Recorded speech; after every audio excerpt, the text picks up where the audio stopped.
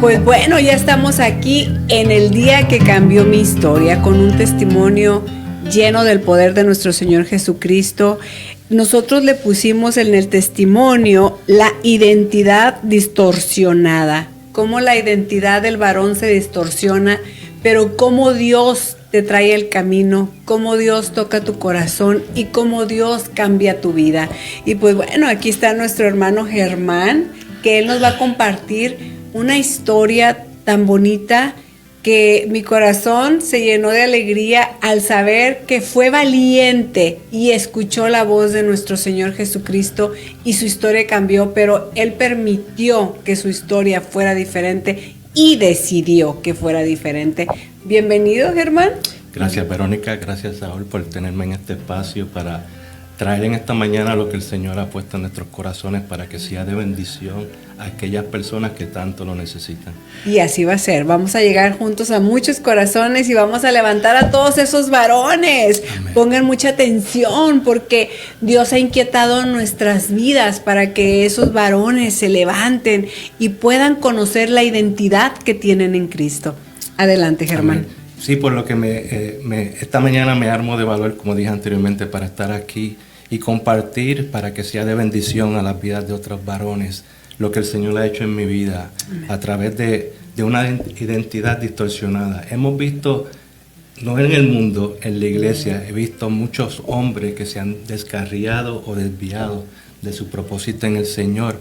¿Por qué? Porque muchas veces abrazamos una identidad que lamentablemente no es la correcta. Hablamos mucho de la identidad en Cristo, nos jactamos de ella, pero realmente vivimos de acuerdo a lo que decimos.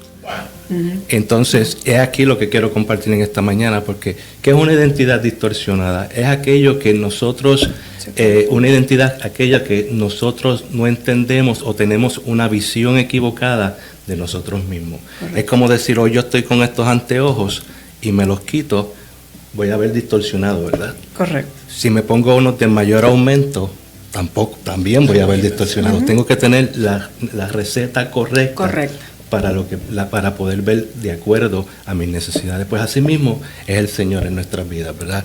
Y quiero compartir en esta mañana cómo el enemigo, desde temprana edad, aún desde mi nacimiento, trató de distorsionar mi identidad en Cristo. Okay. Ya el Señor había declarado sobre mi vida que yo soy real sacerdocio, nación santa, pueblo adquirido por Dios, ¿verdad? Pero el enemigo trata de poner cosas diferentes para desviarnos de nuestro propósito.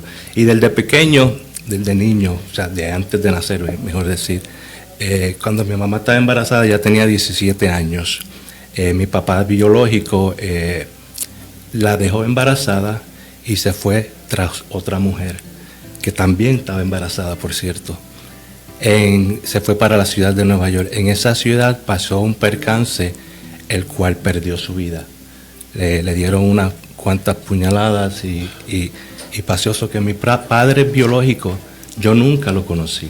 Mi padre biológico apenas creo que vi una foto de él, que mi mamá me enseñó en un momento dado, porque tampoco tenía muchas fotos. Pero en ese tiempo mi mamá, obviamente en su dolor de una mujer soltera con apenas 16 años, una niña, con un niño nacido, pues me dio todo el amor que una madre podía dar. Y a la edad de apenas de alrededor de 2 años, conocí a la persona o el hombre que adopté como mi papá. Ese es el padre de mis hermanos. Y yo lo adopté como mi papá porque fue la figura que el Señor puso en mi vida para formarme y crear un carácter o una identidad como yo entendía en aquel entonces. ¿Qué pasa? Desde pequeño nosotros nos mudábamos constantemente. Parecíamos una tribu nómada. Y le contaba el otro día a mi esposa que yo no tuve en el transcurso de escuela elemental 1 año consecutivo en una escuela. Así de mucho nos llenaba. O sea, ¿y qué crea esto? Obviamente crea una estabilidad en el niño. Pero yo lo veía normal. No, hasta la edad de 11 años, entonces comencé a ver que habían algunas cosas disfuncionales en mi hogar. O sea, no simplemente era que nos mudábamos constantemente, sino también eran peleas excesivas, conductas erráticas de parte de mi padre. Y una vez no llegó a mi casa, recuerdo que estábamos bien tristes. Yo tenía, como dije anteriormente, alrededor de 11 años. Y mi mamá trató de ocultar lo más que podía, pero se dio cuenta, ella no podía ocultarlo más nada y me dijo que estaba en la prisión. Y yo, en la prisión. Por eso mi papá es un hombre de bien, mi papá es un hombre de carácter, que me dice que nunca usa drogas ni nada de esto. Y me chocó, pero continuamos viviendo, y hacer la historia larga, corta, a la edad de 13 años me doy cuenta, mirando todas las variantes que había en el ambiente, que mi papá era adicto a la heroína. Wow. Y a mí me tocó duro eso, porque un hombre que te decía que no hicieras esto, que no hicieras aquello, que no robaras, y ver que todo lo que decía era pura mentira, porque me decía algo que lamentablemente él no vivía una doble vida, o sea, una vida de padre en la casa, pero en el mundo, en la calle, era un adicto a la heroína. Y siempre crecí con ese dolor en mi corazón, esa decepción de un padre, y comencé a buscar validación en otras áreas en el mundo. Comencé a buscar validación en mujeres. Mis notas comenzaron a mi hermana en la escuela, a darle problemas a mi madre. Y ya cuando ya tenía alrededor de 19 años o 20 años, me junté con mi primera pareja, la madre de mi hija, y comencé a tener una actitud, aunque uno usaba droga, si antes fui la víctima, una actitud de victimario. Y lamentablemente, todo lo que critiqué en mi padre, todo lo que señalé en su vida, comencé a tener exactamente las mismas conductas. Comencé a marcar, no simplemente a mi pareja en aquel entonces, sino también a mi hija, que ya había nacido. Tanto así que ya llegó el momento que no pudimos más en la relación, porque de mi parte, las infidelidades, las validaciones en mujeres en el mundo y todas esas cosas, pues le hice mucho daño. Uh-huh. Le hice mucho daño, y cuando conocí al Señor, la primera persona que le pedí perdón después de mi hija fue a ella, y comencé a vivir 3 años con mi esposa, la que hoy es mi esposa, antes de conocer al Señor. Y te puedo garantizar que si el Señor no hubiera llegado a mi vida, la historia se hubiera repetido. Te puedo garantizar que si Dios no hubiera tocado mi corazón en un momento dado, hoy no fuera mi esposa por 24 años. Pero en ese transcurso, y es a donde quiero llegar en esta tarde, ya conociendo al Señor, ya caminando el Evangelio, ya conociendo la palabra, todavía habían actitudes de aquel viejo hombre en mi vida. No fue hasta una vez que recuerdo que estaba regañando a mi hijo, el del medio, y él tenía alrededor de unos 5 o 6 años. Y lo regañé de tal manera que él me miró de una manera que me llegó al corazón. Y ahí el Señor me mostró que yo le estaba marcando a él como mismo me había marcado a mí. Porque mi corazón pudo ver el mismo dolor de un niño como lo era yo en aquel momento. ¿Y qué les quiero decir en esta mañana? Que muchas veces esa identidad de un padre en un momento dado es distorsionada, no es lo que Cristo quiere en nuestras vidas. Aún en los caminos del Señor, como le acabo de testificar, el Señor, comenzamos a caminar de una manera fuera de la voluntad del Señor. Venimos al Evangelio y creemos que todas esas costumbres del viejo hombre, todas esas dinámicas que teníamos en vidas pasadas, las queremos de una manera injertar a la identidad de Cristo, y entonces ahí es que distorsionamos realmente lo que el Señor quiere en nuestras vidas. Y te digo, Verónica, esto es una cosa que es hasta que el Señor venga. ¿Por qué? Porque si yo me alejo de la palabra del Señor, si yo me alejo de los caminos del Señor, yo te garantizo que ese viejo hombre, Saúl, vuelve a salir una vez más. Acabas de comentar algo muy, pero muy importante, hermano, que a veces la gente cree que es venir y y que se va a quedar esa presencia en tu vida y ese cambio, esa transformación. No, nosotros somos como un automóvil. El automóvil le vas y le llenas de gasolina y lo caminas y tienes que volver a rellenarla de gasolina, y nuestra vida es ejercitar. Es de llevar un ejercicio. Por eso yo no estoy de acuerdo, y perdónenme, de muchos que dicen: yo no voy a la iglesia, ¿para qué? Yo en mi casa leo la Biblia. No es lo mismo. Porque aunque diga, es como el que dice: no voy al gym y lo voy a hacer el ejercicio en mi casa. No lo hacemos. O sea, el hombre tiene que irle a tener la intención.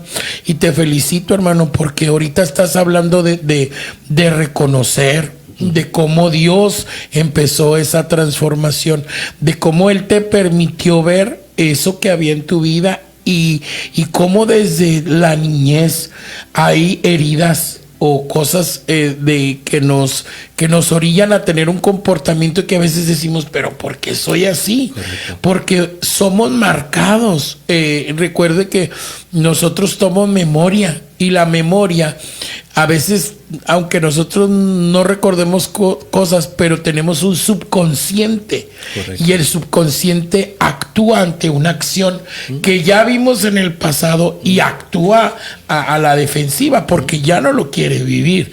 Entonces, aquí estamos viendo un corazón renovado, un corazón dispuesto, pero lo que dijiste ahorita, el último, es lo mejor, porque no nos podemos soltar de la mano de Dios.